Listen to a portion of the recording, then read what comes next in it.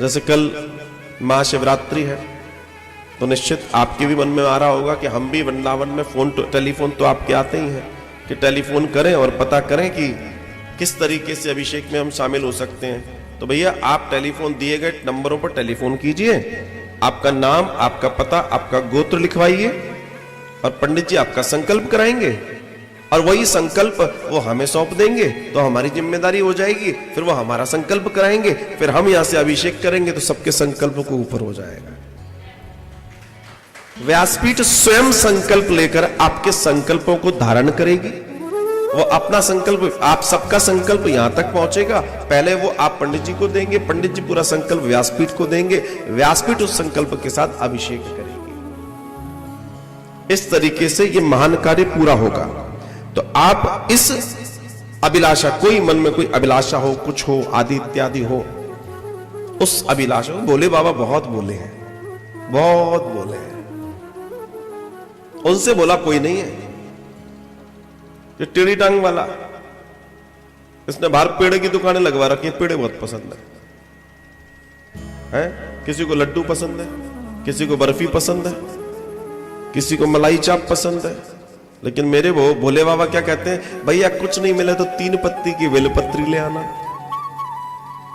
कहते हैं कि नहीं कहते? बोला लड्डू मीठे वाले नहीं मिले तो कांटे वाला ले आना, कड़वा कड़वा विष भरा ले आओ, तुम ले आओ, और तुम तो वही लाकर मेरे ऊपर चढ़ा दो, मैं खुश हो जाऊंगा। और लाला एक काम और करना, अगर कुछ ना मिले ना तो बड़े भाव से तुम मेरे ऊपर चढ़ जाना, मैं प्रसन्न हो जाऊंगा। बड़े भाव से तुम मेरे ऊपर चढ़ जाना, प्रसन्न हो जाऊंगा। अब भाव तो कुछ और ही था चोर का, मगर भगवान कितने बोले हैं, कृपा करने के मूड में आ गए। बोला मालूम है ये चोर है, मेरे ऊपर चढ़ गया। आज तक लोग चढ़ाते ही आए, चढ़े नहीं थे। ये चढ़ गया तो चलो लो, इसको मैं दे देता हूं। तो इससे बड़ा सौभाग्य क्या होगा हम सबके लिए अपने जीवन में, कि भोले बाबा को मनाने के लिए अपने मन को सज्ज कीजिए और बस आपका मानव मंदिर। देखिए एक अच्छी बात क्या हो रही है कि मैं पिछले 8 महीने से देख रहा हूं, कथा के माध्यम से आपके साथ निरंतर जुड़े जुड़े हमको कितने तीज त्योहार मनाने का एक साथ मौका मिला है। कई लोग तो टेलीफोन करके पूछते थे, हमें ये मालूम ही नहीं था, इतनी जिंदगी हमने जी ली, अब मालूम पड़ा तो हम जीने लगे, करने लगे, होने लगा, कार्यक्रम सारे बढ़ गए। हमने पितृपक्ष मनाया, हमने नवरात्र मनाया, हमने अधिक मास मनाया, हमने कार्तिक मास मनाया, हमने माघ मनाया, हम कुंभ मना रहे हैं और अभी कुंभ मनाते ही रहेंगे 1-2 महीने तक। न जाने कितने कितने पर्व हमने मनाए, न जाने कितने कितने कार्यक्रम, सुंदरकांड के आनंद लिए हमने। तो ये सौभाग्य क्या कम है? इसलिए कहते हैं एक ऐसी स्थिति जीवन में जरूर ले आओ, ऐसी जगह जरूर जोड़ दो अपने आप को जहां से आपको जीवन की सही श्रृंखला समझ में आ जाए और आनंद भर जाए। तो कल बड़े भाव के साथ आप और हम, और बहुत सूक्ष्म राशि रखी गई है, आप सभी लोग बड़े प्रेम से कर सकते हैं। उसके लिए टेलीफोन करें और बड़े प्रेम और भाव के साथ आपका संकल्प, और यहां आपके भोलेनाथ, आप वहां से मन के आंसू बहाना और यहां से उनके ऊपर धर धर धार जाएगी और कार्यक्रम पूर्ण हो जाएगा। यही तो हमारे गोपेश्वर नाथ की महिमा है। कई लोग दर्शन की चर्चा करते हैं, दर्शन की चर्चा में एक बात ध्यान रखना, आप वृंदावन आए हैं क्योंकि वो यहां के नगर देवता हैं। आप वृंदावन आए हैं और अगर आपने गोपीनाथ जी के दर्शन नहीं किए